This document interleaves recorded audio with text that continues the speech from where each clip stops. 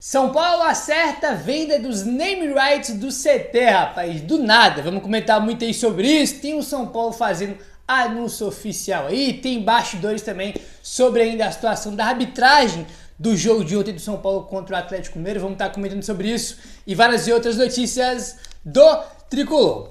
Ontem, rapaziada, tivemos aí o jogo do São Paulo. Rafael foi o principal destaque, né? Até porque ele que salvou o São Paulo aí de uma derrota no finalzinho. E olha aí, o goleiro Rafael e o zagueiro Ferrarese estão na seleção do prêmio Bola de Prata após 2 rodadas. Esse prêmio de Bola de Prata é um prêmio bem renomado aí que é da ESPN. E nesses 2 primeiros jogos o Rafael e o Ferrarese já aparecem aí na seleção. Cara, o Rafael por motivos óbvios, né, pô? Que ele fez ontem foi espetacular. Não sei se foi a melhor atuação dele pelo São Paulo, mas se não foi a melhor, foi uma das melhores. Acho que não foi a melhor porque já teve jogos que ele fez defesas mais difíceis do que a de ontem, né? Mas enfim, cara, o Ferrarese é a primeira vez que ele tá ganhando uma sequência de jogos no São Paulo. Primeira vez que eu falo desde o fim do Paulistão pra cá, né? Que o Zubeldia começou a usar a linha de 3 zagueiros. Teve um jogo ou outro que o Sabino foi titular, mas a maioria dos jogos, se você for olhar, o Ferrarese é o titular aí junto com o Arboleda e o Alan Franco e vem fazendo jogos muito bons. Cara, ele é aquele zagueiro que não erra, velho. Ah, o São Paulo perdeu tal jogo por causa do Ferrarese. Não tem. Ah, o Ferrarese falhou em tal jogo. Não tem. O único jogo que ele deixou o São Paulo na mão foi um jogo, se eu não me engano, não sei se foi em 2023 ou se foi em 2022. Eu acho que foi em 2023, no Allianz Parque, ele acabou sendo expulso. Vocês lembram que ele deu, acho que uma cotovelada que ele deu no jogador do Palmeiras e foi expulso. Mas não foi por um erro técnico, né? Porque ele é um zagueiro que não erra, velho. Entendeu? Isso é muito bom aí. E é a primeira vez que ele tá tendo uma sequência grande de jogos no São Paulo. E tá aí, a gente sempre soube que ele é bom zagueiro, né, cara? Nossa zaga titular é essa, Arboleda, Alan Franco e Ferrarese. Ele é muito, muito bom zagueiro. E essas atuações dele só confirma tudo que a gente esperava dele quando ele chegou, né? Porque ele jogava um jogo aqui, ia bem. As pessoas falavam, pô, ele tem que ser titular. Aí ele ficava fora de jogo. Jogava outro, jogava bem. Mas agora, em sequência de jogos, ele vem jogando muito, muito bem. Aí, tá bom? Ontem teve a expulsão do Caleri, né, cara? Lá que ele, né, abriu lá o braço pra cima do zagueiro do Atlético Mineiro. E olha só. Wagner Riway, que era o árbitro do VAR, tá? Que sugeriu a expulsão do Caleri ao árbitro Ramon Abate Abel, alegou que o toque, mesmo sem intensidade, foi em um local sensível, tá? Foi divulgado o áudio do VAR aí hoje, tá? E o Wagner Riway, que estava no VAR, falou o seguinte, abre aspas. Tem pouco movimento, mas ele atinge, com o cotovelo, uma parte sensível. Ele faz um movimento que é pequeno, de pouca intensidade, mas atinge uma parte sensível, fecha aspas. Cara, eu não acho que foi para expulsão, por quê? Ele não fez um movimento de cotovelada, né? Não, ele abriu o braço no rosto do jogador do Atlético, que, na minha opinião, um amarelo tava de ótimo tamanho. Porque se ele faz um movimento da cotovelada, irmão, aí não tem debate. É vermelho, vai pro chuveiro mais cedo e acabou. Mas não foi isso que aconteceu, mano, entendeu? Vocês vão com o cotovelo do cara, ele não bate nada, porque ele joga só o braço, só. Entendeu? Então, por isso que eu acho que foi só para cartão amarelo, né? Só por isso. Se fosse cotovelo, mesmo com pouca intensidade, mas com cotovelo, aí eu acho que seria para expulsão, mas não foi o caso. Só você olhar aí de novo o lance, porque tem muita gente falando, pô, o cara deu uma cotovelada no cara. Não teve cotovelada nenhuma. Ele abriu o braço no rosto do jogador, que é para cartão amarelo. Entendeu? Na minha opinião, não foi para expulsão aí, tá? Enfim. E o São Paulo ainda segue sem vencer no Brasileirão, rapaz. E olha só esses números aqui. O São Paulo nos últimos 15 jogos contra clubes da Série A do Brasileirão tem apenas 2 vitórias, 7 empates e 6 derrotas. A esses últimos 15 jogos, né, é você somando aí, né, os 2 jogos do Brasileiro desse ano, tá? Os jogos aí contra times da Série A do Paulistão.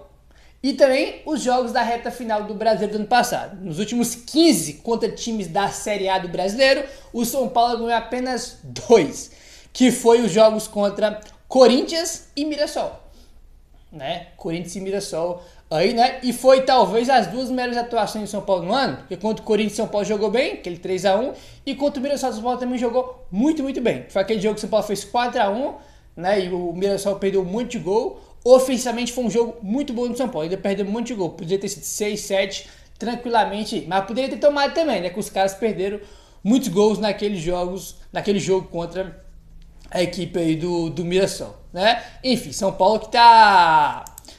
São Paulo ano passado, depois que ele garantiu a vaga na Libertadores, ele largou o campeonato, né? Começou a perder para Grêmio, foi atropelado pelo Grêmio lá em Porto Alegre, teve aquele jogo bizarro contra o Juventude que a gente perdeu em casa, né? Então teve umas atuações assim bizarras de ruim do São Paulo, né? O São Paulo meio que largou o campeonato depois que estava classificado para Libertadores, entendeu? Já não estava muito bem depois que foi eliminado da Libertadores, né? Todo mundo ficou, né? Parece que todo mundo entrou em depressão e parou de jogar, foi isso que aconteceu, né?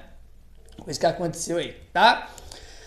A CBF anunciou que o sorteio da terceira fase da Copa do Brasil será nesta quarta-feira, às 3 horas da tarde. Tá lembrando que sorteio da terceira fase da Copa do Brasil é quarta-feira e o primeiro jogo, que é o jogo de ida, já é nesse mês, tá? A gente comentou com vocês aí o calendário do São Paulo no mês de abril, que tem jogo pra caramba, né? E nesse jogo o São Paulo no mês de abril já tá lá, vai ser o último jogo do mês, né? Dia 31, dia 30 aí, né? Tem que ver o confronto, né? O sorteio, aí depois dos confrontos que a CBF vai anunciar as datas. Mas o São Paulo ainda nesse mês joga pela Copa do Brasil. O jogo de ida da terceira fase. Vai ser o último jogo do mês de abril, é o jogo aí da terceira fase da Copa do Brasil. Já comentamos em outros vídeos aqui os potes, né? Dos possíveis adversários aí do São Paulo, né? Então, quarta-feira, vamos aguardar aí o sorteio para saber quem o São Paulo vai enfrentar na terceira fase da Copa do Brasil, né, cara? Já teve as primeiras fases, né? Mas o São Paulo, junto com os principais clubes do Brasil que estão na Libertadores, já entram na terceira fase. Antes entravam direto nas oitavas, né? Mas agora mudou, agora entram na terceira fase os times que disputam a Copa Libertadores da América, tá bom? Enfim. Olha aí, rapaziada, sobre a arbitragem, tá? No jogo de ontem, bastidor aqui com o Altrás. Mesmo desfalcado dos dois melhores jogadores do time, Lucas e Oscar, o São Paulo teve uma boa atuação na avaliação dos dirigentes do São Paulo.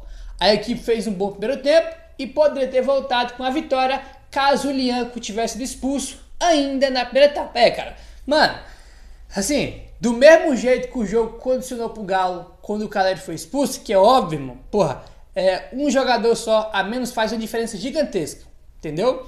Se o Lianco é expulso no primeiro tempo, como era para ser expulso, com o segundo amarelo, que era para ele tomar, cara, o jogo era completamente diferente, cara. Era só o Atlético se defendendo e a gente com a bola tentando fazer o gol.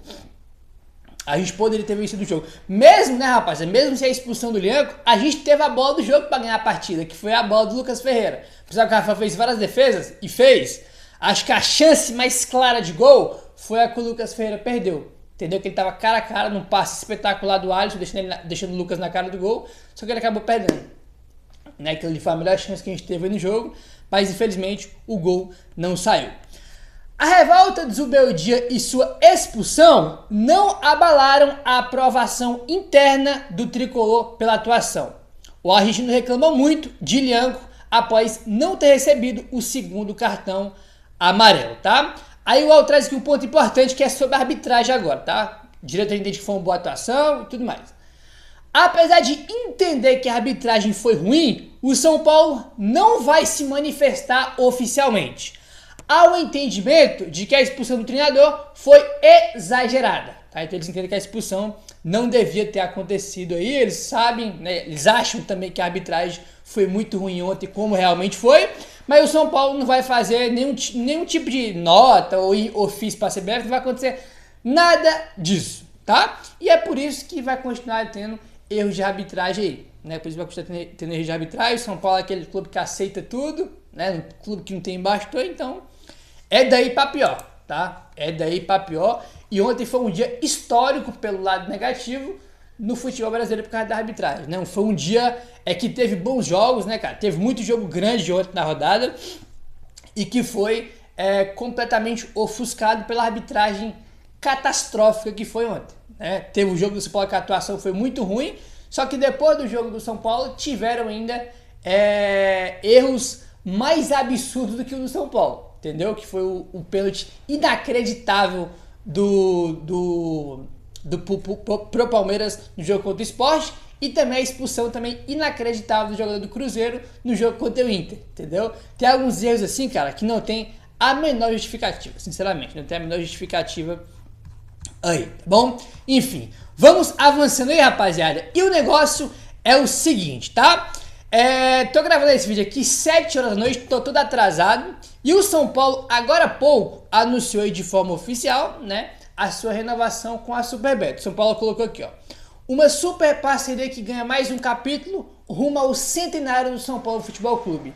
Superbet e São Paulo juntos até 2030, tá? Então tá aí, o São Paulo anunciou de forma oficial a renovação com a Superbet até 2030, até o ano centenário, né, do São Paulo, quando o São Paulo completar 100 anos. Aí falta muito tempo, né, mas esse aí já é o segundo acordo que o São Paulo faz pro centenário. Já teve com a Demicon e agora com a Superbet, eles podem estar nesse projeto aí centenário e renovando aí contratos até 2030, né? E o São Paulo já está conversando também com os outros patrocinadores para também chegar aí a acordo até 2030. Não deve parar por aí, então tá aí de forma oficial agora, tá bom? Só que esse anúncio já era esperado, que a gente tá comentando sobre isso há muito tempo. O que não foi esperado foi simplesmente o São Paulo vender os name rights do CT da Barra Funda, do nada, ninguém entendeu nada, essa informação acabou de sair, e foi a informação que trouxe o Eduardo Afonso dos canais ESPN, trouxe a seguinte informação: o CT da Barra Funda passará a ser chamado de Super CT, é um name rights incluído na renovação da Superbet com o São Paulo, tá? Então nessa renovação tá simplesmente a venda dos name rights do CT da Barra Funda do São Paulo. Do nada, ninguém entendeu nada, né? E o São Paulo já anunciou de forma oficial, né, esse acordo aí, como a gente comentou com vocês, não tem nenhum detalhe sobre isso, tipo assim, nada, irmão. Do nada sai essa informação aqui, ninguém entendeu nada, como eu falei pra vocês, sem nem qual a opinião que eu tenho aqui, porque nem dá pra dar opinião, porque tem que ver os detalhes do acordo. O que o São Paulo ganha com isso? Tem que saber. Entendeu? Porque a renovação com a Superbet, a gente pensava que era só a renovação do patrocínio mesmo master do São Paulo, né? Pro São Paulo aí colocar a marca Superbet na sua camisa. Agora, vai ter algo a mais em relação aos name rights? Imagino que tenha, porque se não tiver aí realmente, entendeu? Não vou nem falar que o negócio é bom ou ruim, porque a gente não sabe nenhum detalhe, tem 0 detalhes. Entendeu? Então não tem como a gente dar uma opinião aqui, porque às vezes pode ser algo muito, muito bom e pode ser algo terrível também.